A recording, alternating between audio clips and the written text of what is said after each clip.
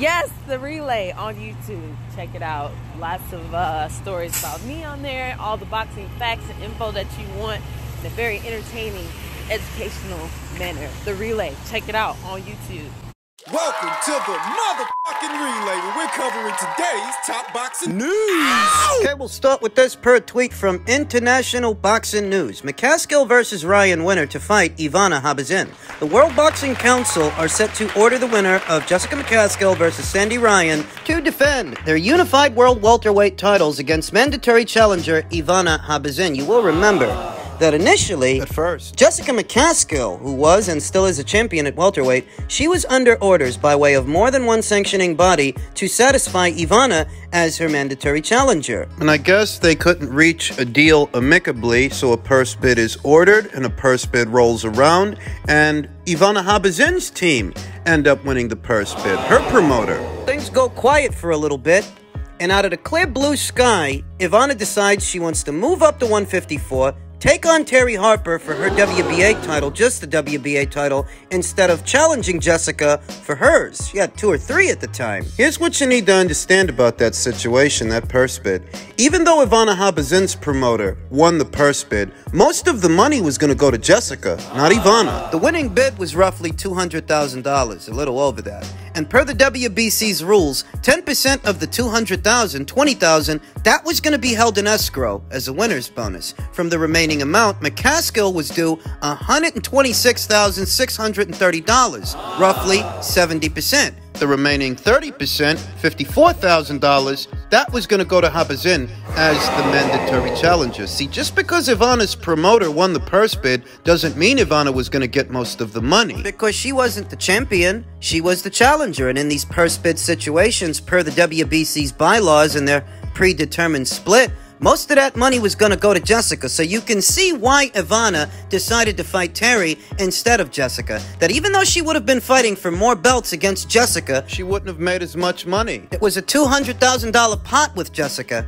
$200,000. I'd wager that the pot for the Harper fight was a little bigger, say $250,000 or maybe $300,000. More money for Terry, yes, and more money for Ivana. That's why I think she did it. $200,000 for a unified title fight, that's not a big-sized pot, and tack on that Ivana was only entitled to 30% of it anyway. Very recently, Jessica McCaskill speculated that because she did not yet renew her deal with Matchroom, what Matchroom elected to do was poach Ivana Habazin from her and feed her to Terry Harper. That was on the Boxing Voice when discussing Alicia Baumgartner's current situation. That's what Jessica speculated. That the people at Matchroom were trying to spite her for not renewing her relationship with them in a jiffy. I think what she's overlooking is that maybe it wasn't them, maybe it's just Ivana looking for a bigger purse, that she likely stood to make more money with Terry on a Matchroom show than what she would have made with Jessica. Which wouldn't have been a Matchroom show because Matchroom didn't have the rights to the fight. Ivana's promoter had the rights to the fight, but I doubt that Ivana's promoter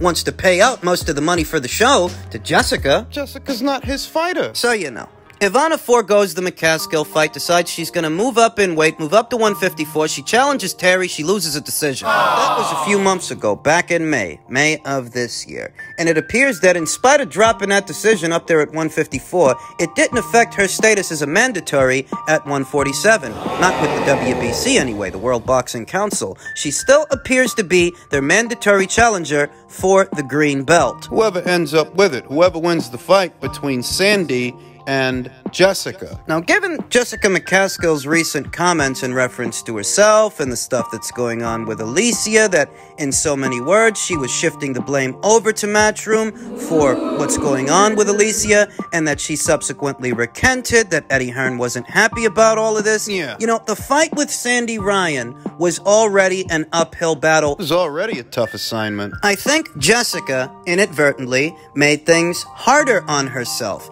That perhaps Matchroom wasn't trying to spite her before, but they might now. I don't expect that the people at Matchroom are going to do her any favors. Some speculate that the real reason she said that stuff, said it openly, in spite of what the consequences might have been, was she was trying to get out of the Ryan fight. Saw people saying that. Why would Jessica McCaskill make those kinds of inflammatory comments about her own promoter ahead of the Sandy Ryan fight? And I saw people saying the real reason is because she don't want to fight Sandy Ryan and she's looking for a way out. That's what people were saying. It was already a very tough fight for Jessica McCaskill. It was already an uphill battle. But now, there's that much more urgency to make it dominant, make it emphatic against Sandy Ryan, and it's not a foregone conclusion that she does, because Jessica is smaller than Sandy. She's a shorter, stumpier fighter, many years older than Sandy. Jessica's still coming off that loss to Chantel Cameron, you know. The Habazin fight was supposed to be a rebound fight. No, yeah, it was a mandated title defense. Ivana was her mandatory, but you could also look at it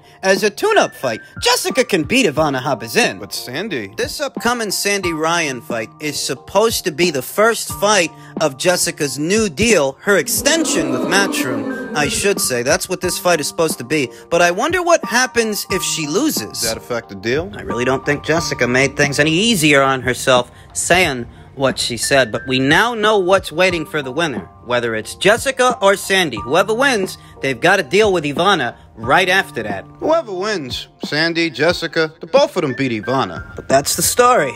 Men's heavyweight news ahead of this weekend's big title fight. David Haye says if Daniel Dubois wins, there would never be an easier time to make the undisputed title fight. Quite right, that both Daniel Dubois, in a situation where he wins, and Tyson Fury, they're both promoted by the same guy. They're both promoted by Frank Warren, so a fight between them, at least in theory, would be easy to make. Easier than an Usyk fight. In theory. It feels like we've had 3 or 4 opportunities where the fighters with the belts could have come together and done a deal. For whatever reason, it hasn't materialized, Haye told PA Sport. We're in a position where if Dubois wins on Saturday night, one promotional entity holds the champions of all the belts. There would never be an easier time politically to make the undisputed fight. If Usyk wins, is Tyson Fury ever going to fight Usyk? I don't know. For one reason or another, it doesn't seem like he's gelling. I think he meant gelling. If it hasn't happened by now, is it going to happen? Probably not. We want to know who's number one. If Dubois wins, then that makes it possible. Yeah, the Brits have their moments when they become just as nationalistic and tribalistic as the Americans do. Some of them are urging their man on, urging Daniel Dubois, hoping that he wins. I like the fact that there's no pressure on Dubois whatsoever. He's got everything to gain. Nobody is expecting him to be able to cause an upset here. He has the firepower. All he needs is one punch, one clean shot, Haye said. He had a very interesting fight with Kevin Lerena, where he was put down early from a southpaw who was a former cruiserweight. He understands that he's bigger and stronger, but he can be hurt. That was the best thing for him because it gives him the reality of what he's putting himself in when he takes on Usyk. Yeah. It looks from the outside like Mission Impossible, but I'm liking what I'm hearing from him. That's the optimistic way to look at it. That the scare that he suffered in his last fight with Kevin Lerena might have helped to prepare him for this one. That's the optimistic way to look at it. The pessimistic way to look at it is, if Kevin Lerena was able to do that to you, what will Usyk do? Because Kevin Lerena ain't no Alexander Usyk. He's talking about making it rough and uncomfortable for Usyk, and that's exactly what he needs to do. He may get dropped or hurt or some facial damage, but he's going to need to work through that to get to the promised land if he wants an opportunity to seriously gatecrash the heavyweight division. Most anticipate that he's going to be rough and rugged, rough and tumble, and try to put pressure on Alexander Usyk, especially since he's enlisted the aid of Don Charles, who used to train Derek Chisora. And we know what Derek Chisora is like. But this is their first fight together, and Daniel is coming off of an ACL injury, a knee injury. His knee gave out in the Kevin Lerena fight. Thus, most aren't giving him more than just a puncher's chance. Just a puncher's chance. That's what Tony Bellew says, that a win by Dubois would be a monumental upset, but he has only a puncher's chance. I actually think Don Charles was a good choice for Daniel Dubois, but the effects of that new corner, the effects of that new trainer, you know, they don't set in right away. Rome wasn't built in a day. It wasn't built overnight. 100% Dubois winning would be one of the biggest upsets ever, without a shadow shadow of a doubt, going off the form of Daniel Dubois, he quit against Joe Joyce, and he was on the brink of getting done by Kevin Lerena, the last fight. In the last fight he had, and Kevin Lerena is not even in the same stratosphere as Alexander Usyk, Bellew told Talk Sport. You heard the optimism from David Haye, now for the realism from Tony Bellew. So he was made to quit by Joe Joyce, and he's very nearly came up short against Lerena. So to go from those kinds of levels to Alexander Usyk, the former undisputed cruiserweight champion and current unified heavyweight champion, it would be monumental. If he could pull it off. It would be along the same lines as Buster Douglas beating Mike Tyson, in my opinion, Bellew said. He purely has one opportunity and one chance only, and that's a puncher's chance. That is the only chance I'd give him, to be totally honest. And Tony Bellew, he's not talking out his ass, he's speaking from experience. He fought Alexander Usyk, remember? He got knocked the fuck out. He was actually doing alright. Tony was actually doing alright in that fight, but you saw that the pace of the match, it was draining him until he finally gassed out, got tired, and got nailed. Got knocked the fuck out. It was Alexander Usyk's final fight in the cruiserweight division as a defending undisputed champion. After that, he moved up in weight. Everybody's got something to say, as well as Frank Warren. Frank Warren says, it's hard to picture Usyk keeping Dubois at bay for 3 minutes of every round. No, it's not. He already kept a better man than Daniel at bay in Anthony Joshua. Frank's been carrying on, saying all the things you expect him to say, even bringing up that old sparring session, that rumored sparring session between Daniel and Anthony Joshua, how Daniel is said to have knocked him out. That's sparring. It's gonna take more than gym stories to convince me that he's pulling a rabbit out of a hat this weekend. If our man can overcome Alexander Usyk over in Poland, as I am confident he will, his homebound baggage will include no less than 3 World Heavyweight Championship belts. We all know Daniel will be up against it at the stadium in Wrocław. He is a massive outsider with the bookies, but I have been in the fight-making business for a few good decades now, and I tend to trust my intuition. I trust that you're gonna toe the company line for your fighter, because that's what you're supposed to do. You're only saying what you're supposed to say. Because what are people actually expecting Frank to say? That Daniel doesn't stand a snowball's chance in hell of beating Usyk in Poland? Even if that's the case, he's not gonna say that. If he pulls it off, he will become an overnight sensation, and will vindicate the belief we have had in him from the start when we signed him back in 2017. He jettisoned the opportunity to go to the Olympics, preferring to invest the time in a professional journey towards becoming world champion. I'll be honest, at the time, I thought he would have been at this point before now, but a combination of 2 injuries and the pandemic put the brakes on a bit. That and getting his eye smashed in by Joe Joyce. I'll be honest with you. Short of Father Time catching up to Alexander Usyk or Daniel landing some Hail Mary punch, just a mother of a shot, actually being able to get through with one, I don't trust him to win this fight. I think Usyk is too fast for him, too athletic. Consider that Joe Joyce, when he fought Daniel Dubois, and now, Joe Joyce has never been a speedster, but he couldn't miss Daniel's face with that jab. Kid doesn't move his head. And he's coming right off of an ACL injury. Now, Frank detailed how he got caught cold on the temple and his knee collapsing beneath him. It gave out in the first round. Daniel regathered his composure against the odds and then took out the South African with blistering power in the third. It was a serious injury, and with outright bloody mindlessness, he wouldn't have come through such adversity to hold on to his title. He wants to put the squeeze on Usyk. He wants to keep him under pressure this weekend. I mean, that much we can deduce. So why are people so confident that Alexander Usyk can deal with that? Well, it's because he dealt with that 2 times in Anthony Joshua, a guy with similar physical dimensions to Daniel Dubois with a better, more proven track record. Usyk is likely going to turn him. That's what he's going to do. He's going to cut angles and turn Daniel Dubois. Daniel's got a bad knee. How do we know it doesn't give out again from Daniel trying to keep up with this guy? Yeah, Daniel may be 11 years younger than Alexander Usyk, but he's the one with bad knees, not Usyk. While Frank holds out hope that Father Time will catch up to Alexander this weekend. You never know when Father Time begins taking his toll on you, and what we do know is that Daniel is a supremely conditioned, powerful specimen with a hurtful jab and a formidable right-hander. Even with the elusive qualities of Usyk, it is hard to picture a scenario where he can keep Daniel at bay for 3 minutes of every round. Well, keeping him at bay isn't the assignment. Working at the angles and hitting him with punches that he doesn't see, while turning him. That's the assignment, while Daniel experiments with a new style, experiments with a new trainer, on a recuperating knee. Recovering from a knee injury. I've seen nothing everything to suggest that Daniel has the ingredients, the minerals, for this fight. The closest thing to an Alexander Usyk he's fought is a Kevin Lerena, and Kevin Lerena almost beat him. So what does a guy several levels above Kevin do to this guy? Do to Daniel. It's not to sound presumptuous, but Daniel Dubois' resume isn't on par with Dillian White's resume, isn't on par with Anthony Joshua's. And this is a better fighter than any fighter he's fought so far. If the last fight that he had with Kevin Lerena was preparation for this, if that was an acid test, he didn't pass it with flying colors. And in this fight, unlike the last one, he don't got home field advantage. It's not all laid out for him.